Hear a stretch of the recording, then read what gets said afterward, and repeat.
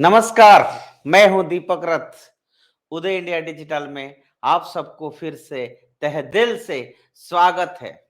मित्रों, आज चुनाव कमीशन, इलेक्शन कमीशन ने गुजरात की विधानसभा का डेट ऐलान कर दिया है, आप सबको मालूम है।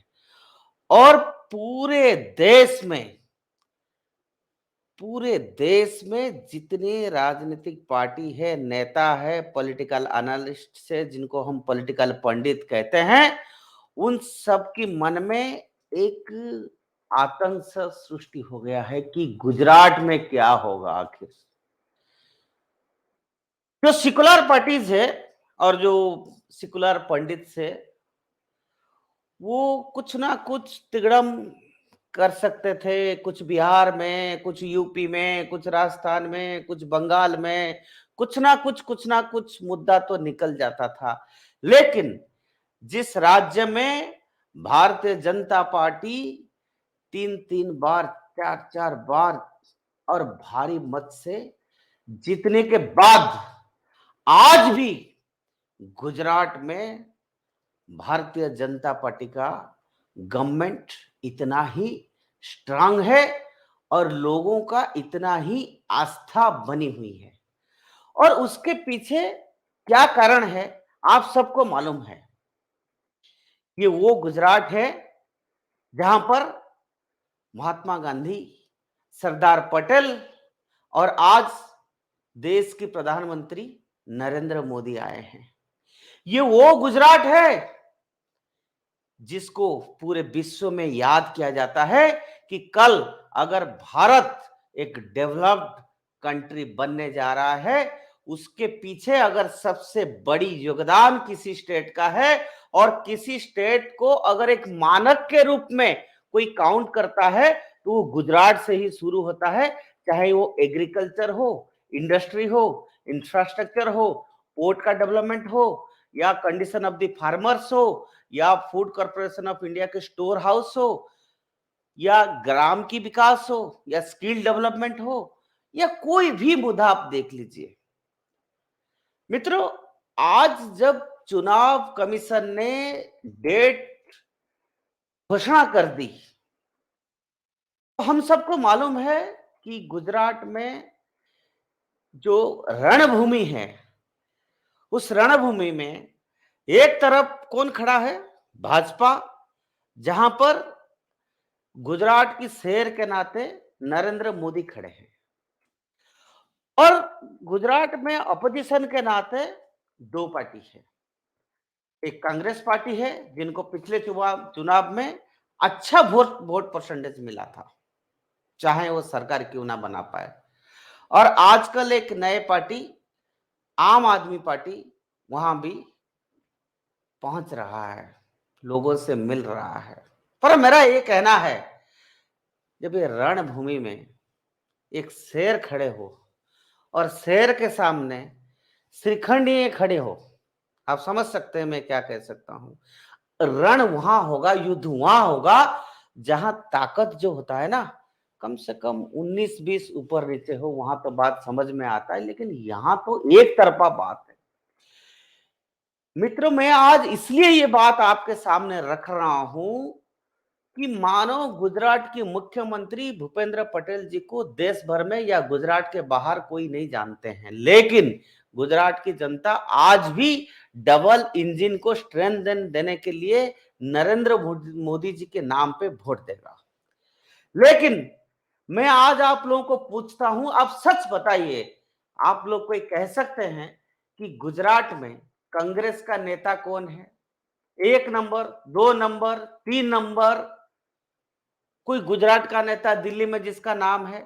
मैंने नहीं सुना है। अब आइए तीसरा अपोजिशन, जो आम आदमी पार्टी है जिसका नेता अरविंद केजरीवाल है। अरविंद केजरीवाल जी दिल्ली में सेकेंड टाइम जीते, पंजाब में सरकार बनाए, एक रीजनल पार्टी के नाते उनको अच्छा जो है ये एक डेवलपमेंट है, अच्छा उन्होंने डेवलप किया है, कम से कम दिल्ली से बाहर उन्होंने सरकार बना दिया। लेकिन पिछले कई दिनों से आप देखे होंगे जितनी बार केजरीवाल जी वहां गए, जाके कोई ऑटो ड्राइवर के घर में खाना खाएं, कहीं लोगों को इकट्ठी करके वहां पर मीटिंग अरेंज करके पहुंचे। जब दिल्ली के मुख्यमंत्री गुजरात में एयरपोर्ट से उतर के रास्ते में जा रहे होते हैं और दोनों साइड में लोग खड़े होते हैं, मैं नहीं बता रहा हूं, आप लोग जाके सुनिए वो लोग नारा क्या दे रहे हैं। केजरीवाल जी, आगे मैं नहीं बोलूंगा, आपको पता है मैं क्या कहना चाहता हूं, क्योंकि हम लोग कभी भी हमारा चैनल में इस तरह से डेरोगेटरी बातें कोई अगर किसी के बारे में कहता है तो हम नहीं कहते हैं। मेरा कहना यह है कि ये जो ग्राउंड है, ग्राउंड में उनके प्रति रेस्पॉन्स कितना है। मैं खुद अभी पीछे गांधीनगर गया था, वहां पर डिफेंस एक्सपो था, मैंने भी जाके कई लोगों से बात किया और पूछा भी लोगों को कि आखिर क्या बात है, क्यों आप लोग मोदी जी को इतना पसंद करते हैं। तो उनके मन में, सबके मन में, चाहे आप स्टूडेंट को पूछिए, चाहे आप कोई किसान को पूछिए, चाहे आप कोई बिजनेसमैन को पूछिए, सब कोई कहता है देखो जी, एशिया का बिगेस्ट ट्रांसपोर्ट हब आज गांधीनगर में बनने जा रहा है। बुलेट ट्रेन आज गांधीनगर से शुरू हो रहा है, अहमदाबाद से शुरू हो रहा है। एशिया का बिगेस्ट आयुर्वेदिक हब वो भी गुजरात में हो रहा है। और आप लोगों ने यह भी खबर देखा होगा कि किस तरह से प्राइवेट ट्रांसपोर्ट यार बस भी बड़ोदरा में, गुजरात में ही हो पा रहा है। और सबसे ज्यादा पोर्ट वो भी जो है वो गुजरात में है। तो ये जो बात मैं कह रहा हूं, मेरा कोई मनसा ये नहीं है कि मैं जो हूं मोदी जी का गुणगान करने आया हूं, नो, ऐसा नहीं है। लेकिन हम कोई व्यक्ति को जब भी बोलते हैं तो व्यक्ति को कभी प्रशंसा नहीं किया जाता है, बल्कि उस व्यक्ति ने पिछले 30 साल में जो इतनी बड़ी इतिहास बनाया है डेवलपमेंट का, वो जो इतिहास, वो बात आज आम जनता कर रहा है। आम जनता आज कह रहा है कि हम भले ही कोई और चीज टेस्ट कर सकते हैं, लेकिन जो फाफड़ा कड़ी, वो जो टेस्ट, वो जो गुजरातियों को गुजराती में मिलता है ना, वो बाहर से आके वो कड़ी कितने चाहे भले मसाला डाल दे, वो टेस्ट उनको नहीं आता है। उसके पीछे कारण है। आप देखिए, आप बनासकांठा जाइए, चाहे आप ट्राइबल एरियाज देखिए, आप कच्छ जाइए, कच्छ में देखिए, आप सूरत जाइए, सूरत में किस तरह से डायमंड इंडस्ट्री को एक डायमंड हब, इंडस्ट्री हब बनाया, क्या फैसिलिटीज मिला है। आप जाके सूरत की जो टेक्सटाइल इंडस्ट्री है उसको जाके देखिए कि किस तरह से मॉडर्न इक्विपमेंट्स के साथ किस तरह से लेबर को वेलफेयर मिल रहा है, और किस तरह से इंडस्ट्रियल डेवलपमेंट के लिए प्लान्ड वे में, बेसिकली आप देखेंगे गुजरात में अर्बन और सेमी अर्बन एरियाज है। और वो जो अर्बन एरिया बनी है, आप अगर कोई गांव में भी घुस जाएंगे ना, आपको लगेगा आप कोई शहर में है। आप अगर कोई गुजरात की फार्मर से भी मिलने जाएंगे तो आपको वो बताएगा कि वो बड़ा खुश है। मैं राजकोट में, एक फार्मर है जो गौ सेवक है, रमेश भाई है, आप भी जाएंगे तो मिल सकते हैं, देख सकते हैं, उन्होंने देसी नस्ल की गाय रखे हैं। तो छोटा एग्जांपल मैं आपको दे रहा हूं। रमेश भाई आज देसी नस्ल गाय का घी 1 किलो को 50,000 रुपया में बेच रहे हैं, वो भी आपको 8 दिन तक वेट करना पड़ेगा। मैंने पूछा कि भाई रमेश भाई, इसके पीछे कारण क्या है, तो उन्होंने कहा वी बिलीव इन क्वालिटी। वो जो क्वालिटी है ना, वो गुजरात की ब्रांड बन गया है। और गुजरात की मिट्टी में वो जो बिजनेस करने का जो वो होता है ना खून, वो मिट्टी में वो सौगंध जो है वो हर गुजराती के मन में है। और उनको चाहिए best of the best development, best quality, best people. वहां पर ढोंगी लोग जो है वहां पर खड़े नहीं हो पाएंगे। अब मैं आपको और एक एग्जांपल दे रहा हूं। अभी केजरीवाल जी ने कहा कि आईबी रिपोर्ट कहता है कि गुजरात में हमको 100 से ज्यादा सीट मिलेगा। बहुत बड़ी बात है, बढ़िया बात भी है, मिलना भी चाहिए।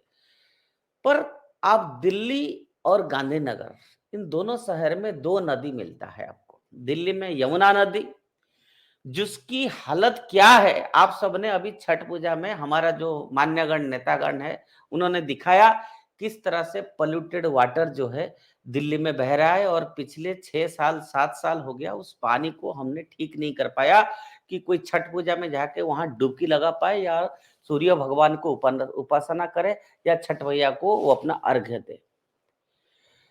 थोड़ी सी अगर बारिश दिल्ली में हो जाए तो आपको ऐसा लगेगा कि दिल्ली में बाढ़ ही आ गया, पूरा रास्ता डूब जाता है। आपने देखे होंगे टेलीविजन चैनल्स में, सोशल मीडिया में, कोई गाड़ी पानी में डूब के जा रहा है, कोई कुछ, कहीं कुछ, कहीं कुछ। ये हालत आज दिल्ली में है। वहीं आप गांधीनगर जाइए, साबरमती जो नदी है, गांधी जी के आश्रम के पास है, साबरमती आश्रम के साथ, वहां पर उस नदी में पानी सूख गया था और मोदी जी ने भगीरथ बन के उसमें पानी चलाए, नहर बनाए और उसका जो है ना नदी तट बना है, उसके 2 साइड में इतना सुंदर डेवलपमेंट किए। It has become a developed place, tourist place बन गया। उसकी 2 साइड में इतना होटल्स बन गया, रेस्टोरेंट्स बन गया और गुजरात की अंदर की गुजराती लोग, बाहर से आने वाला लोग वहां जब आप शाम को जाके देखेंगे, चमचमाती हुई लाइट्स और क्या फूड्स के साथ आप वहां देखेंगे, आपको आनंद आएगा। आप सचमुच के लगेगा कि आप सिंगापुर में हैं। मित्रों, मैं आज ये बात इसलिए कंपेयर कर रहा हूं, चाहे मोदी जी हो, चाहे केजरीवाल जी हो, चाहे राहुल गांधी जी हो, हर किसी व्यक्ति को, हर नेता को, हर पार्टी को हर चुनाव में अपना बात रखने का अधिकार है, वोट मांगने का अधिकार है और पिछले सरकार ने क्या किया नहीं किया वो सरकार उसके लिए जवाबदारी बनता है। लेकिन अगर कोई पत्रकार या कोई आम आदमी आज जाके गुजरात में कोई गांव में कोई शहर में जाके पूछे लोगों को, मैं कहूं 80 नहीं 90% लोग, कोई ये नहीं कहेगा कि हमारे यहाँ विकास नहीं हुई है, कोई ये नहीं कहेगा कि हमें ड्रिंकिंग वाटर नहीं मिल रहा है, कोई किसान ये नहीं कहेगा कि हमारा जो है जो प्रोडक्शन है, एग्रीकल्चर प्रोडक्शन है वो नहीं है, फूड कॉर्पोरेशन ऑफ इंडिया की, कोई ये नहीं कह सकता है, कोई ये नहीं कह सकता है कि कोल्ड स्टोरेज नहीं है। तो ये जो एक प्रोफेशनलिज्म है, विकास की जो एक नींव है, वो जो आज गुजरात में खड़ा किया है मोदी जी ने, उसको तोड़ना विपक्ष के लिए एक बहुत बड़ी चैलेंज हो रहा है। मैं ये आईबी का रिपोर्ट को नहीं मान रहा हूं। ये जितने चैनल 100 में से कोई 10 लोगों को बात करके स्टडी करके जो अपना अपना रिसर्च करके बता रहे हैं, मैं उसको भी नहीं मान रहा हूं। हमको जनादेश जब हम पब्लिक जब जनादेश देता है, जब आप जाके ग्राउंड में लोगों से मिलते हैं, पूछते हैं, उनसे चुपके से बात करते हैं, मैं ये नहीं कह रहा हूं कि गुजरात में बीजेपी सारा अच्छा काम कर दिया, नहीं है।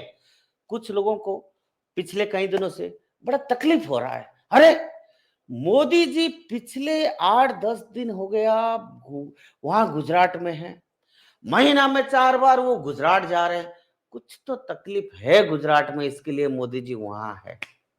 मानो तकलीफ है, मैं मान लिया कि कहीं कमी है।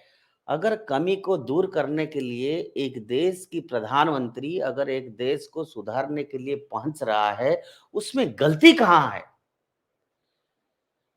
उसमें क्या गलती है? अगर कोई नेता भूल चूक तो सबसे होता है, लेकिन कभी आपने देखा कि एक व्यक्ति आज गांधीनगर में होता है, कल बद्रीनाथ में होता है, कल बाबा विश्वनाथ की दर्शन करता है, कल भगवान जगन्नाथ की दर्शन करता है, कभी जाके दिवाली में हमारा सेनाओं के साथ रहता है और 5 दिन का फॉरेन टूर में 3 दिन प्लेन में सोता है। 18 घंटा एक व्यक्ति अगर इस उम्र में काम कर सकता है, तो आप जरा सोचिए, तो इस देश की जनता उस व्यक्ति, उस व्यक्तित्व और उसका काम करने का जो ताकत, उसको पसंद करेंगे या उसके सामने जो खड़े हैं 80 साल, 82 साल, 75 साल के लोग जाके पहुंचते हैं, जब जाके जनता के सामने अपना बात बोलते हैं और कहते हैं देखिए जी ये बहुत बात करता है, वो करता कुछ नहीं है। तो लोग जो है ना आपके ऊपर हंसते हैं, क्योंकि मैंने पहले ही कहा कि रणभूमि में जनता को गुजरात में इस बार ये सोच रहा है, ये तय करना है कि शेर को चुनेंगे या पाखंडियों को चुनेंगे, एक शेर को चुनेंगे या श्रीखंडी को चुनेंगे। आज ये जो चुनाव का बिगुल बज गया है, इसका रिजल्ट क्या होगा ये तो जनता जनार्दन तय करेगा। हमारा काम है जो ग्राउंड रिपोर्ट है आपके सामने रखने का, जो हमने किया। गुजरात इलेक्शन को लेके पल पल की खबर, पल पल की एनालिसिस उदय इंडिया आप लोगों के सामने रूबरू रखेगा। और आप लोग जनता है, आप जनार्दन है, आप लोग तय करेंगे डेमोक्रेसी को स्ट्रेंथन करने के लिए क्या ठीक क्या गलत, ये आपकी जिम्मेदारी है। आज के लिए इतना। फिर से गुजरात की अपडेट्स जानने के लिए हमारा चैनल से जुड़े रहिए, हमारा चैनल को सब्सक्राइब करिए, बेल आइकन दबाने को मत भूलिए। वंदे मातरम, भारत माता की जय।